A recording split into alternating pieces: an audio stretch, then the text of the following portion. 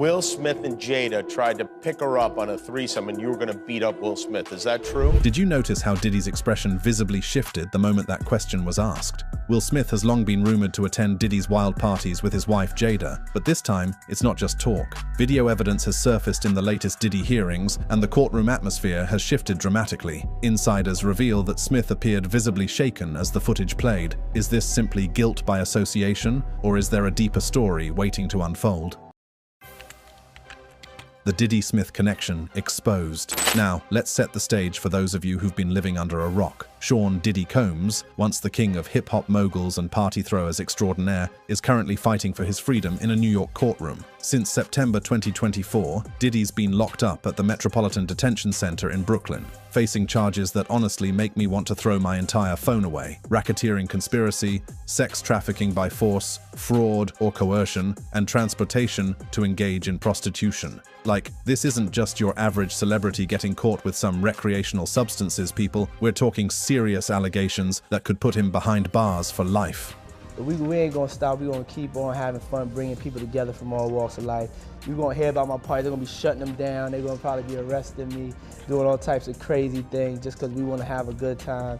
Did you all just hear that? In this resurfaced 1999 interview, Diddy literally predicted his arrest. It's giving Nostradamus vibes, except instead of predicting world events, he's forecasting his own criminal charges. That clip is absolutely chilling in hindsight, especially when he talks about bringing people together and having a good time. Based on what we're learning in court, his idea of a good time was apparently something completely different than what most people would consider fun. Now here's where the Will Smith connection gets spicy. Will and Diddy have had a friendship spanning decades, going all the way back to the late 1990s. They've been photographed at numerous events together, including a 2004 Miami party that reportedly featured some, unconventional catering choices. Let's just say the buffet setup wasn't your typical cheese and cracker situation, according to the Express Tribune reports, but their connection goes deeper than just attending the same industry events. Wait for it, Jennifer Lopez. Yes, you heard that right. J-Lo, who famously dated Diddy before becoming Bennifer, was apparently at the center of some drama between these two Hollywood heavyweights. What makes this even juicier is that there's actually a wild story floating around about how Diddy allegedly wanted to fight Will Smith over Jennifer Lopez at a party years ago. Wait for it, Jennifer Lopez. Yes, you heard that right. J-Lo, who famously dated Diddy before becoming Bennifer, was apparently at the center of some drama between these two Hollywood heavyweights. According to Diddy's bodyguard, Gene Deal's account.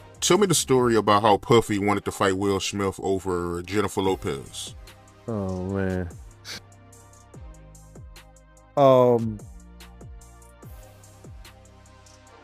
We were at a birthday party that I think either Matt Damon was giving for Ben Affleck. It was just a little gathering. It was at the Four Seasons. Will Smith and his sister and her husband, we were all sitting on this side of the room. Matt Damon, Ben Affleck, Jennifer Lopez, Puff, Will Smith, and Jada, and it was sitting on the other side of the room. So I know Puff so well that he stood up. When he stood up, he walked and did his arm some kind of way, like, and then he went like this, you know, like, and I went over towards him. I know to go over there towards him. So I go over towards him, and he said to me, he said, yo, I think Will and Jada is trying to scoop up Jennifer. Excuse me, did you catch that tea? Diddy thought Will and Jada were trying to scoop up Jennifer Lopez. And this wasn't just casual interest. According to this account, Diddy was ready to throw hands over it. I want you to stay close, because I'm going to snuff him.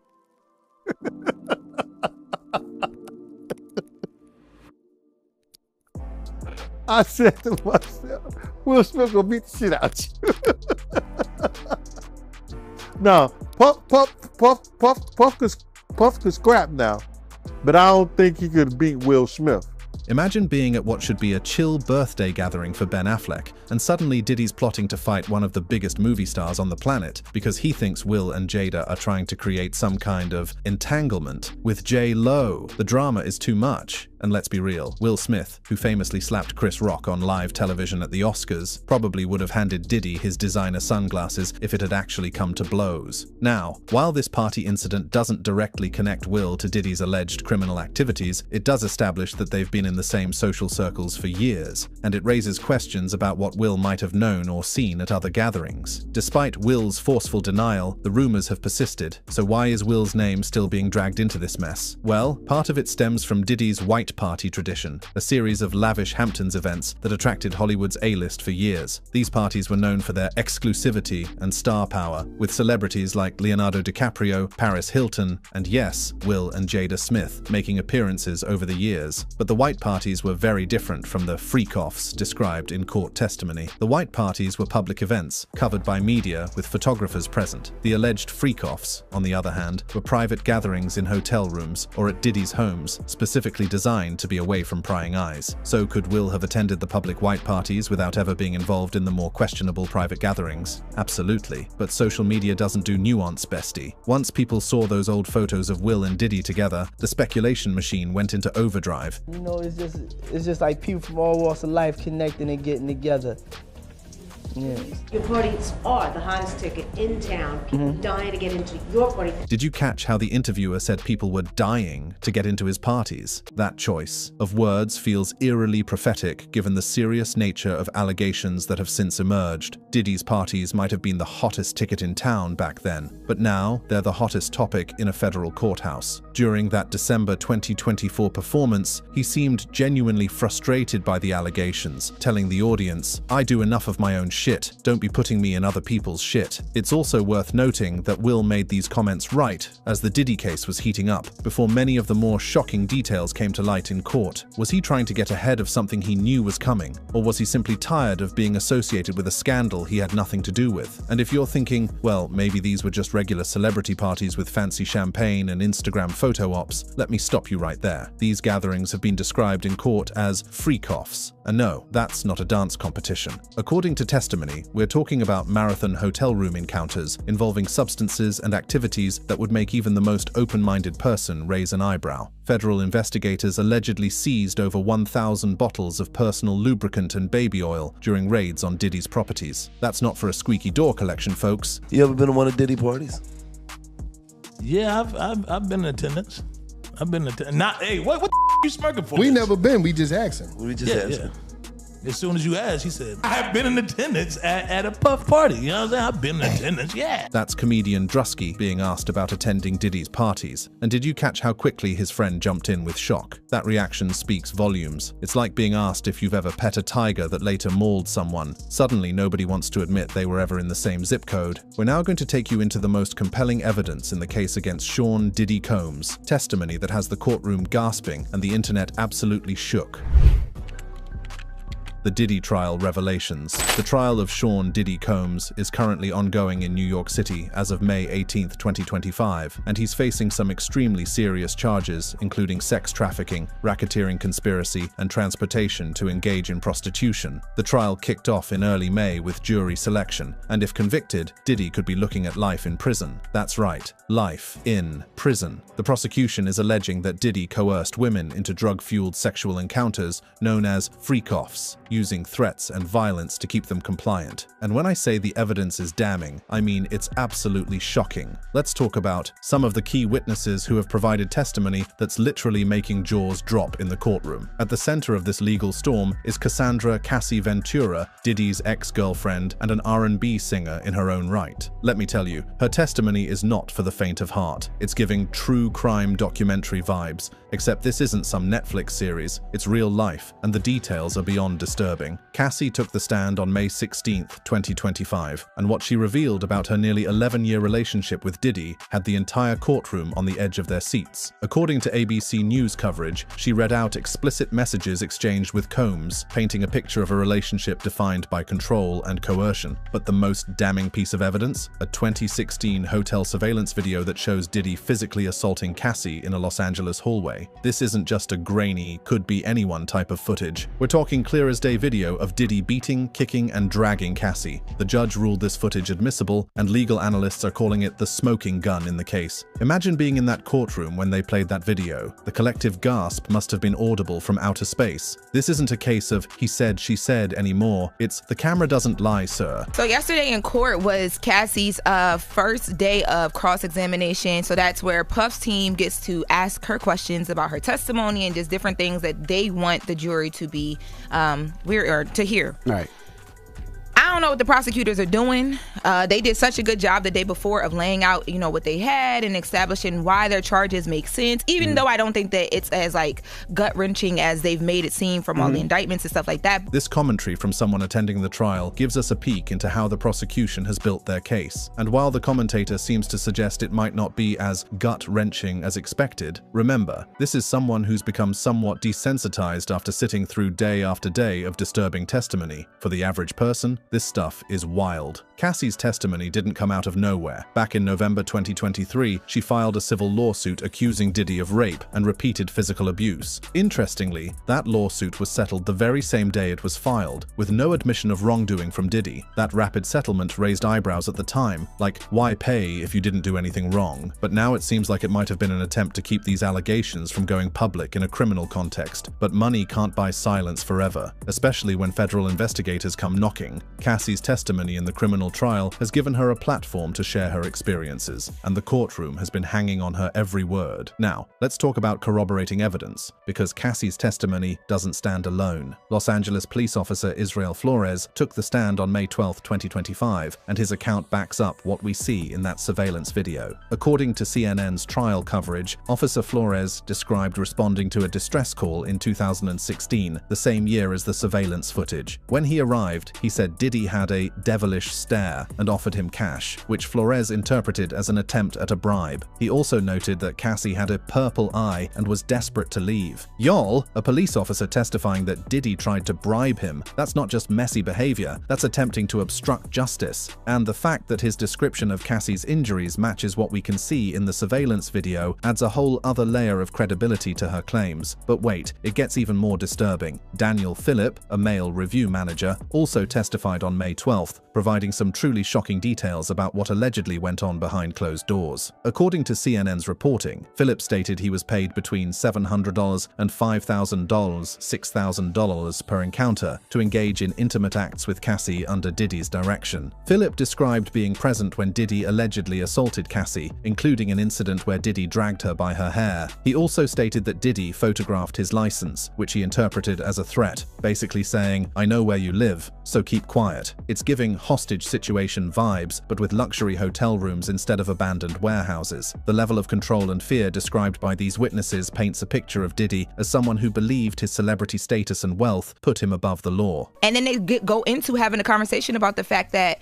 at one point in time, Puff was calling drug dealers and telling them to stop serving Cassie because she was so bad off. She was worse off on drugs than he was, and Cassie admitted that that was happening. This clip provides some insight into the defense strategy, trying to portray Cassie as having her own substance issues, potentially to undermine her credibility. But here's the tea. Even if Cassie was struggling with substances, that doesn't excuse physical abuse. That's like saying it's okay to push someone off a cliff because they were already standing too close to the edge. Make it make sense. And speaking of substances, during cross-examination, some shocking revelations about Diddy himself came to light. So look, they never, and this is why I'm saying the prosecution left their star witness out there looking crazy, because Diddy's team has never ran from any of that. They have talked about his drug use. Yesterday, it did come up in court that he overdosed at this around the time that Whitney Houston passed away. Diddy overdosed, and it was kept quiet all this time. The fact that this happened around when Whitney Houston passed away, February 2012, and it never made headlines, shows just how powerful Diddy's PR machine was.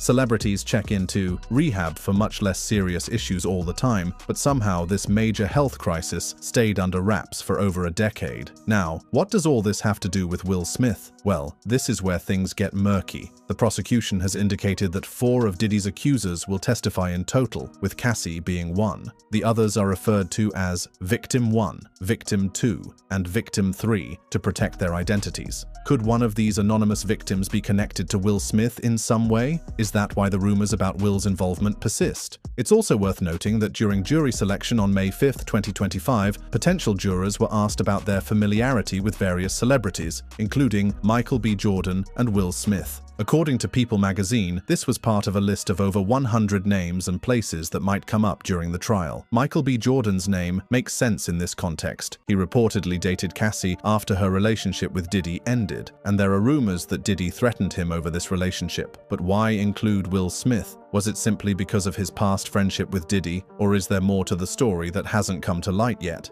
Let's circle back to those Diddy parties for a moment, because they're central to understanding the allegations against him. The prosecution has described these gatherings as freak-offs, marathon hotel room encounters involving heavy substance use and intimate activities that allegedly cross the line into coercion and trafficking. For celebrities who were in Diddy's orbit, this trial also presents a dilemma. How do they acknowledge their past relationships with him while distancing themselves from his alleged crimes? We've seen various approaches, from Will Smith's emphatic denial to others who have simply gone silent, hoping the association will be forgotten. The defense strategy in this case has been interesting to observe. Rather than denying the substance use or intimate encounters altogether, Diddy's team seems to be focusing on the issue of consent. According to courtroom reports, they're arguing that while these encounters did occur, they were consensual activities between adults rather than coerced or trafficked situations. This strategy was evident during Cassie's cross-examination, where the defense attempted to portray her as having her own substance issues and being a willing participant in the lifestyle. They also highlighted inconsistencies in her testimony, such as her account of the Suge Knight incident. So,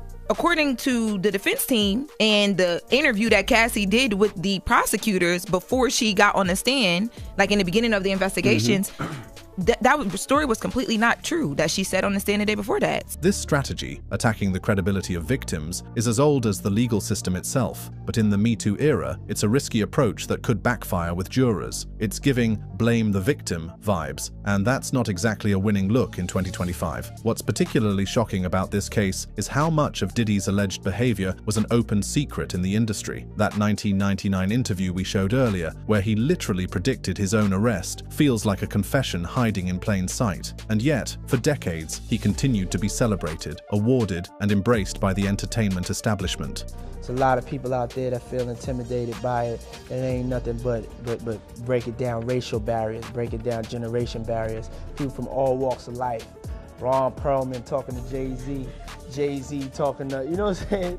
It just goes on and on. The way Diddy framed his parties as diverse, barrier-breaking gatherings is chilling in retrospect. It's like he was creating the perfect cover story. Who would question something presented as progressive and inclusive? It's the ultimate disguise for alleged predatory behavior. And speaking of Jay-Z, his name has come up in connection with this case in a particularly disturbing way. According to Variety reporting, Jay-Z was accused in a refiled lawsuit of participating in a serious assault with Combs in 2000. While these allegations have not been proven in court, they show how the Diddy case has the potential to create a domino effect, bringing other powerful figures into the spotlight. So what happens next? The trial is expected to continue for several more weeks, with additional testimony from witnesses and alleged victims. If convicted on all counts, Diddy faces the possibility of life in prison. If acquitted, he'll walk free, but his reputation and career have likely already suffered irreparable damage. Now let's dive into what might be the most fascinating aspect of this whole saga, Diddy's infamous party culture, and what celebrities have actually said about attending these events.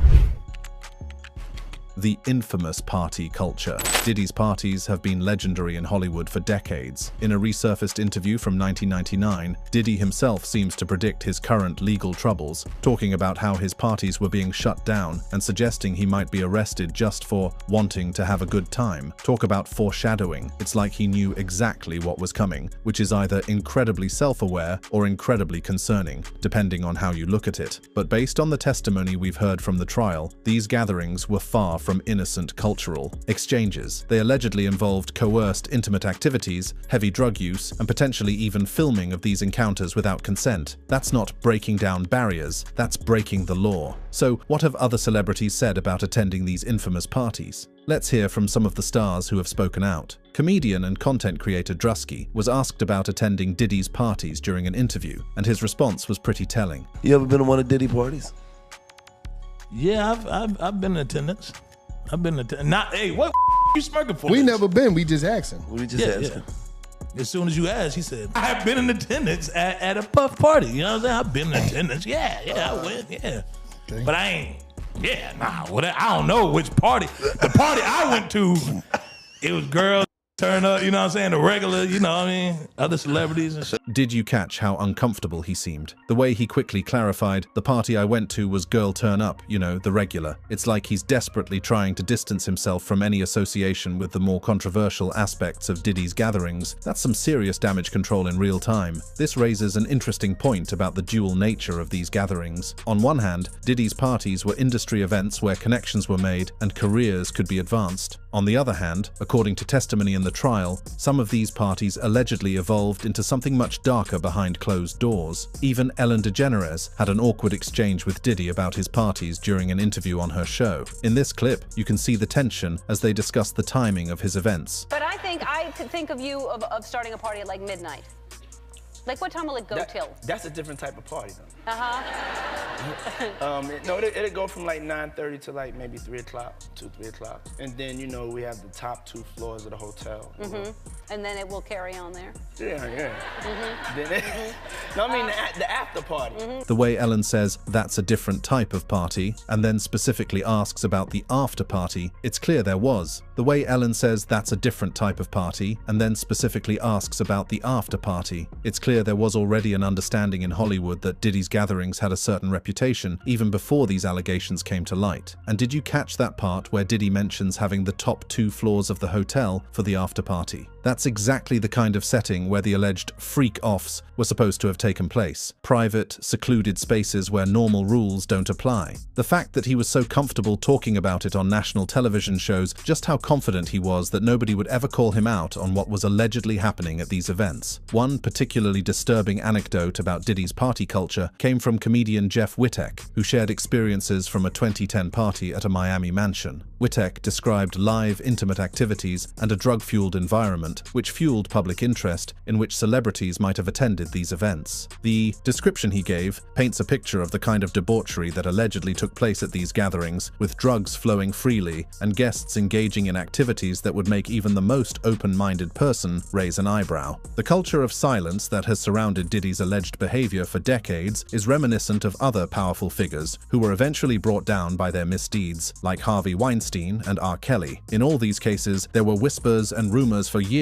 before any formal accusations were made. The prosecution alleges that Diddy abused, threatened, and coerced people around him to conceal his conduct, which would explain why these stories are only now coming to light. It's also worth noting that Diddy's parties weren't just infamous within Hollywood circles. They were actively promoted and celebrated in the media. In his 1999 interview, Diddy talks about how his parties were the hottest ticket right now and how people were dying to get into them. The public fascination with celebrity parties and the exclusivity of these events created a perfect cover for any potential wrongdoing happening behind closed doors. Now, let's talk about the role of social media in spreading rumors about celebrities like Will and Jada Smith. But let's be clear, there's a massive difference between legitimate reporting on Diddy's trial and the kind of unfounded speculation that's been circulating about Will and Jada Smith. The allegations against Diddy are being heard in a court of law, with evidence being presented and witnesses testifying under oath. The claims about the Smiths, on the other hand, have no credible sources, no evidence, and no legal proceedings to support them. This distinction is crucial because it highlights the importance of critical thinking when consuming media about celebrity scandals. We should be skeptical of extraordinary claims that lack extraordinary evidence, especially when they involve serious allegations like those being made about Diddy. As the Diddy trial continues to unfold, it's likely that more celebrities will be mentioned or asked about their connections to him. But unless there's actual evidence presented in court, we should be careful not to jump to conclusions about who was involved in or aware of his alleged crimes. This whole situation also raises important questions about power, accountability, and the culture of silence in the entertainment industry. How many people knew about what was allegedly happening but stayed quiet?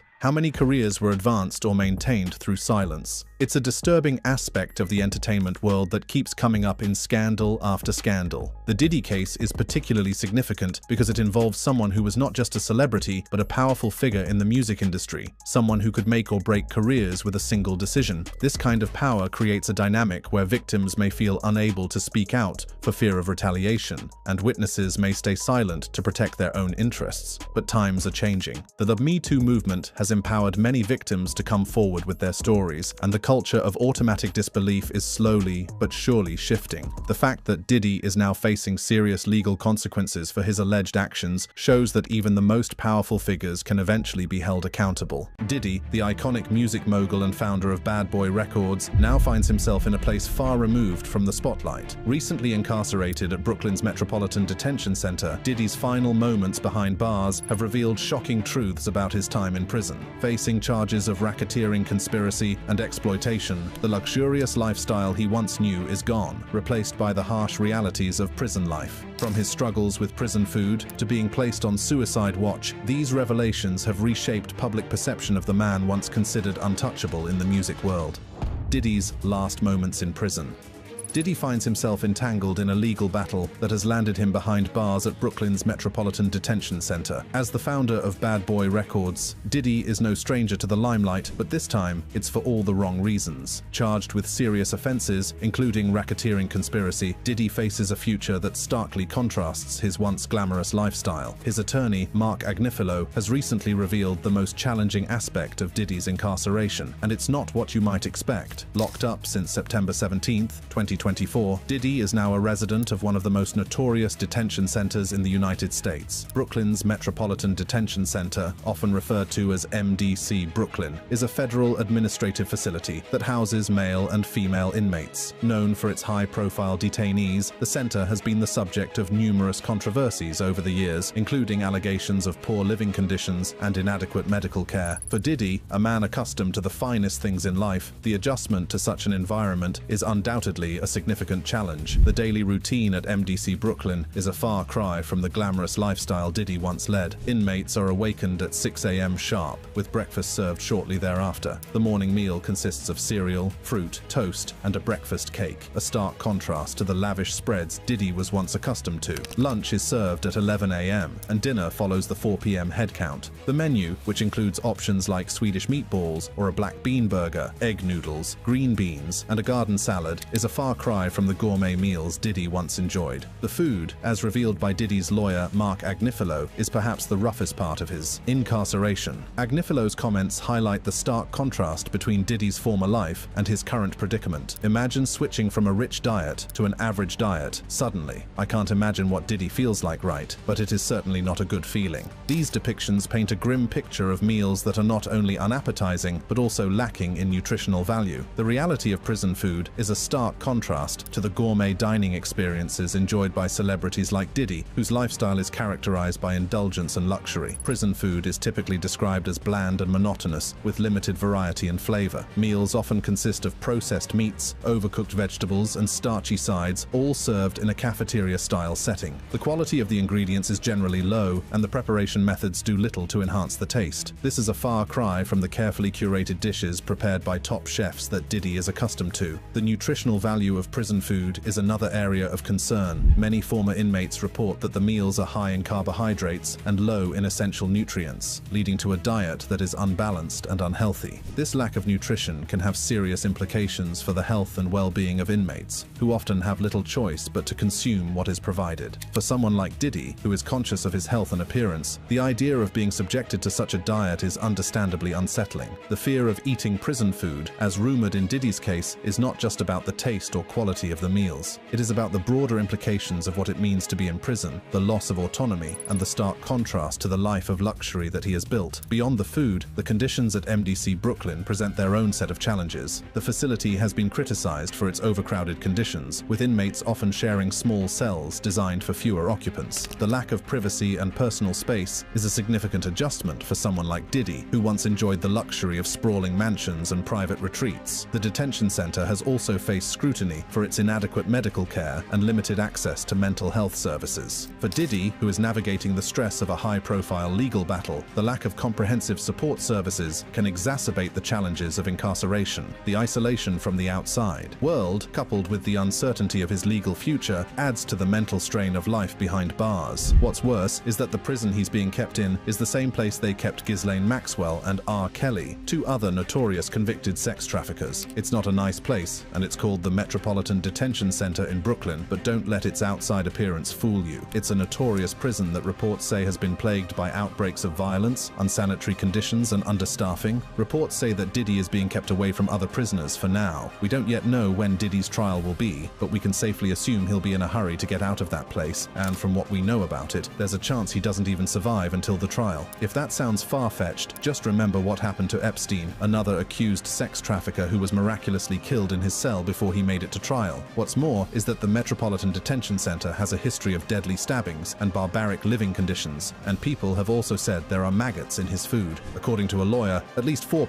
inmates have died by suicide there in the past 3 years, and just earlier this summer, an inmate was murdered, so you can see why his lawyer is so desperate to get him out of there. Inmates have claimed there are stabbings at least once a week, and one guy even claimed that he saw somebody stabbed in the eyeball with a makeshift knife. Diddy's legal team has been vocal about their concerns regarding his well-being. They have raised alarms about the conditions at the detention center, emphasizing the toll it could take on their client's mental and physical health. It was later revealed that Diddy was placed on suicide watch to ensure he does cause harm to himself because of his current situation. The revelation that Diddy is on suicide watch has only heightened these concerns, as it suggests a level of distress that is deeply troubling. After some time in jail, his legal team proposed a $50 million bond secured by the equity in his and his mother's houses in Florida. They argued that Diddy had made himself available for detention and had surrendered his passport, along with those of his daughters and mother, to his legal counsel. Despite these assurances, U.S. Magistrate Judge Robin Tarnowski denied the bail request. The decision to deny Diddy bail was not made lightly, as it involved weighing the arguments presented by both the prosecution and the defense. The prosecution, led by U.S. Attorney Damian Williams, painted a picture of Diddy as a significant risk to the community. They argued that his release could lead to potential witness tampering and further criminal activity. The prosecution highlighted Diddy's alleged substance misuse and anger issues, which they claimed made him a danger if released, even under home detention. The prosecution's case was bolstered by the extensive evidence gathered during the investigation. This included testimony from dozens of witnesses and victims, as well as electronic evidence from Diddy's devices and those of his alleged co-conspirators. The prosecution argued that Diddy's wealth and influence in the entertainment industry could enable him to evade justice or intimidate witnesses, making his release a substantial risk. During Diddy's hearing, the arrival of his family at the Manhattan Federal Courthouse was a spectacle that drew significant attention from both the public and the media. As the family made their way to the courthouse, the atmosphere was charged with anticipation and curiosity. The presence of Diddy's family members was a powerful statement of solidarity as they stood by him amidst the serious allegations he faces. The scene outside the courthouse was a flurry of activity, with reporters and photographers jostling for position to capture the moment. His family all walked into the courtroom in high spirits. The public, too, gathered in significant numbers, some out of support for the hip-hop mogul, others driven by curiosity about the high-profile case. Diddy's twin daughters, Delilah and Jessie Combs, both 17, were among the first to arrive. Holding hands, they walked with a sense of purpose and determination, their expressions a mix of resolve and apprehension. Janice Combs, Diddy's mother, also made her way into the courthouse, her presence a testament to the family's unity and support. The family filled 2 entire rows of the courtroom gallery, a visible show of strength and solidarity. The relaxed-looking rapper appeared to be making a show of having family support while he faces disturbing human exploitation charges, as 6 of his 7 kids appeared in court, and he blew a kiss to his mother on his way out after the 45-minute hearing. "I love you," Diddy said to her. But what exactly are the allegations against Diddy that has led to this situation?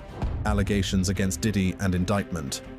In the months leading up to September 16, 2024, Diddy found himself navigating a complex web of personal and legal challenges that would ultimately culminate in his arrest by federal authorities. While he maintained a public persona of success and influence, there were underlying issues that hinted at the storm brewing beneath the surface. One of the significant legal issues that Diddy faced was related to financial discrepancies within his business empire. Reports surfaced that federal investigators were scrutinizing the financial records of several of his companies, including Bad Boy Records and Sean John. Allegations of tax evasion and money laundering began to circulate, raising questions about the financial practices within his enterprises. These investigations were part of a broader federal crackdown on financial misconduct in the entertainment industry, targeting high-profile figures suspected of engaging in illicit activities. In addition to the financial scrutiny, Diddy was embroiled in a series of legal battles concerning intellectual property rights. Several lawsuits were filed against him by former collaborators and business partners, claiming unpaid royalties royalties and breach of contract. These legal disputes not only threatened his financial stability, but also cast a shadow over his reputation as a fair and ethical businessman. On a personal front, Diddy was dealing with the pressures of maintaining his public image amidst growing scrutiny. His relationships, both personal and professional, were under the microscope, with tabloids frequently speculating about his private life. Reports of strained relationships with former associates and family members added to the mounting pressure, painting a picture of a man grappling with the demands of his multifaceted life. Despite these challenges, Diddy continued to project an image of resilience and determination. He remained active in the music scene, releasing new projects and collaborating with artists across genres. His appearances at high-profile events and interviews were marked by a confident demeanor as he sought to reassure fans and stakeholders of his unwavering commitment to his craft and business ventures. However, behind the scenes, the federal investigation was intensifying. Sources close to the investigation revealed that authorities were building a case against Diddy, focusing on alleged financial misconduct and potential involvement in organized crime activities. The investigation was shrouded in secrecy, with few details emerging publicly, but it was clear that the stakes were high for the music mogul. As the investigation progressed, Diddy reportedly sought legal counsel and began preparing for a potential legal battle. His legal team, comprising some of the top attorneys in the country, worked tirelessly to address the allegations and negotiate with federal authorities. Despite their efforts, the situation seemed to be spiraling out of control, with the possibility of an arrest looming on the horizon. The tension reached a boiling point in early September 2024, when federal agents conducted a series of raids on properties linked to Diddy. These raids, which were part of the ongoing investigation, resulted in the seizure of documents and electronic devices believed to contain evidence of financial misconduct. The raids sent shockwaves through the entertainment industry, signaling that the investigation was nearing a critical juncture. On September 16, 2024, the situation came to a head when federal authorities executed an arrest warrant for Diddy. The arrest, which took place at his Los Angeles residence, was carried out with precision and involved a team of federal agents. Among the host of people who have filed a lawsuit against Diddy for different reasons is Thalia Graves. She came forward as the 11th individual to accuse Diddy of having his way with her non-consensually. According to the lawsuit filed in September 2024, Graves alleges that the incident occurred in 2001 at Diddy's New York City recording studio. Graves, who was an aspiring artist at the time, claims she was invited to the studio under the pretense of discussing her music career. However, the meeting took a sinister turn when Diddy allegedly inflicted injuries on her. Graves asserts that she was bound and forcefully laid with by Diddy and one of his employees, an ordeal that was not only traumatic but also recorded without her consent. The lawsuit further claims that the footage of the attack was later sold as pornography, adding another layer of exploitation to the horrific event. Graves has stated that the incident left her emotionally scarred, impacting her personal and professional life for years. The mess does not end there. In a stunning twist of events, New York Mayor Eric Adams, who gave Diddy the keys to the city, has been indicted on 5 counts. His tenure has been marred by controversy and allegations that have now culminated in federal charges. The first whispers of trouble began in early 2023, when rumors surfaced about potential campaign finance violations. By mid-year, federal investigators had started probing into Adams's 2021 mayoral campaign, focusing on alleged illegal foreign donations from Turkey. The investigation intensified in late 2023, with federal agents seizing electronic devices from key figures within Adams' administration, including his chief fundraiser, Brianna Suggs. On September 26, 2024, the situation reached a boiling point as federal investigators executed a search warrant at Gracie Mansion, the official residence of the mayor. All of the controversies, the New York mayor came into limelight during the period Diddy got arrested, and people are trying to draw links between the two incidents. It got more intriguing when the deputy mayor and a host of others in the mayor's cabinet sent in their resignation. A bigger controversy, which has resurfaced since Diddy got arrested, is his link with Tupac's death. Reopening a case as complex and high-profile as Tupac Shakur's murder involves navigating a labyrinth of legal and investigative challenges. The decision by Tupac's family to enlist the expertise of attorney Alex Spiro marks a pivotal moment in the quest for justice. Known for his work on high-profile cases, Spiro brings a wealth of experience and a reputation for tenacity to the investigation, offering new hope for uncovering the truth. The legal process of revisiting Tupac's murder involves a meticulous examination of existing evidence, witness testimonies, and any new information that may have emerged over the years. Spiro's role is to piece together the puzzle, identifying potential leads and connections that may have been overlooked or dismissed in previous investigations. This includes scrutinizing the explosive claims made by Dwayne Keefe D. Davis, who alleged that Diddy offered him $1 million for a hit on Tupac. The implications implications of this investigation are profound, not only for the legacy of Tupac Shakur, but also for the broader hip-hop community. If a link between Diddy and Tupac's murder is established, it could reshape the narrative of one of music's most enduring mysteries, challenging long-held beliefs and potentially altering the perception of key figures within the industry. One of Diddy's most publicized alleged victims is Lil Rod Jones. Lil Rod shocked the world when he filed a 100-page lawsuit that extensively detailed many crimes allegedly committed by Diddy, including grooming, among other things, including serious allegations against high-profile celebrities and members of Diddy's closest associates. According to the lawsuit, Rod is a musical prodigy, and his talents have been used to produce and create music that has been used by some of the biggest names in the industry. It says he met Diddy in August of 2022 after he received a call from him which requested his assistance on Diddy's up-and-coming album titled The Love Album Off the Grid. This would be any up-and-coming producer's dream. Getting a call from one of the biggest names in music to be part of their first album in nearly 20 years would sound like an amazing opportunity. However, according to Rod, this dream would soon become a nightmare. The lawsuit states that from September 2022 to November 2023, Rod worked on and helped produce 9 songs from the album. That doesn't sound like that long, since we know albums can sometimes take years to finish. But what was strange is that Diddy allegedly required Rod to live with him for the entire duration. That's right. For over a year, Rod was effectively spending months at a time with Diddy working on the album. Rod says that he missed birthdays, holidays, and important family events during that time. Sadly, missing out on his personal life was the least of Rod's worries, as the lawsuit claims he witnessed and endured many things that went far beyond what any producer would be expected to do. Things like exploitation, drug use and distribution, providing laced alcoholic drinks to minors, and many more serious crimes. What's even more shocking is that Diddy isn't the only person that's named in the lawsuit. Many high-profile people, like the actor Cuba Gooding Jr., the Oscar-winning actor known for his role in films like Boys in the Hood. The lawsuit claims that Diddy groomed Rod into having intercourse with Cuba and that he even groped him. Cuba, who's been accused of various crimes related to sexual misconduct, has broken his silence on it and has had this to say in his defense. Your name, for example, was mentioned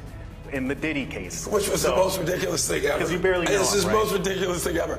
But again, welcome to being a celebrity. Despite claiming to barely know Diddy and saying the case is ridiculous, the lawsuit shows pictures that appear to be Cuba getting very intimate with Lil Rod. You've got to admit, whoever's in that picture looks very similar to Cuba Gooding Jr., and since his hands are all over Rod, the claims that he did inappropriate things to him might not be that ridiculous. Apart from Cuba, there's a whole host of names implicated in Rod's lawsuit. Like we mentioned before, a world-famous pastor known as Bishop T.D. Jakes was said to have been leveraged by Diddy to soften the impact the Cassie Ventura case had on his public image. While that alone doesn't implicate T.D. Jakes as being guilty of any crimes, it got a lot of people wondering why he was so closely associated with Diddy and his crazy parties that have been notorious for years. In 2022, a video went viral on Facebook which showed T.D. Jakes at Diddy's 53rd birthday party. Even without the alleged criminal activity, Diddy parties have always been known as quite a sinful affair, so what was a pastor doing there? In the pastor's defense, a spokesperson came out to say that Jakes only stopped off at the party after a brief visit since he was in town. A massive part of many of the lawsuits against Diddy is the elaborate sexual nature of Diddy's parties and the so-called freak-offs that occur in them that are alleged to often have homosexual acts being performed. Many think it's entirely inappropriate for a pastor to ever attend a Diddy party, and it's safe to say they're right. We may never know for sure what went on at Diddy's 53rd birthday party in regards to T.D. Jakes, but Diddy's ex-security guard, Gene Deal, who attended many of these parties, had a few things to say about it. He says that back in the day, the crazy sexual stuff would happen behind closed doors, but nowadays it happens out in the open, suggesting that the bishop would definitely have seen some sinful behavior going on. Here's Deal talking about it.